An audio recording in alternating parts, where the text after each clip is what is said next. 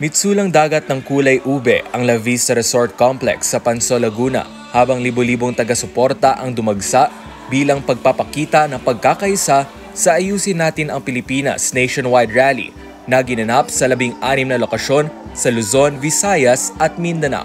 Kabilang sa mga lugar na lumahok sa naturang rally ang Baguio City, Bulacan, Quezon City, Rizal, Cavite, Cebu, Capiz, General Santos City, Plaridel, Misamis Occidental, Malaybalay Bukidnon, Agusan del Sur, Ilang Davao City, Talomo Davao City, Davao del Sur, Davao de Oro at ang pangunahing lugar ng pagtitipon sa Pansol, Calamba, Laguna.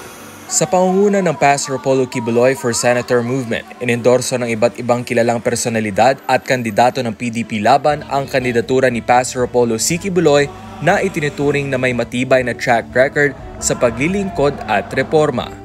Ayon kay Richard Sanchez, General Secretary ng Kaagapay ng Kababaihang Masang Pilipino Incorporated o Kakampi sa Bulacan, yun po yun ngayon, kaya po humahanap po kami ng tunay na mamumuno at magiging boses sa Senado.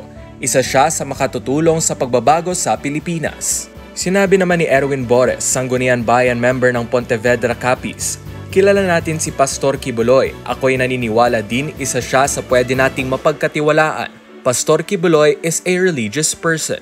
Ibinahagi rin ni Dr. Gilbert Paul Distura, isang neurosurgeon mula Capiz, ang kanyang pananaw. Napakalaki ng KOJC, napakalaking organisasyon. So kung nagawa iyon na may disiplina, malinis, walang korupsyon ni Pastor Kibuloy, bakit hindi niya pwedeng gawin sa buong Pilipinas? As an ordinary citizen, gusto ko yon. So nakita ko yung plataforma niya, anti-corruption, anti-drugs, anti-krimen, death penalty for corrupt politicians. I think that's good for me.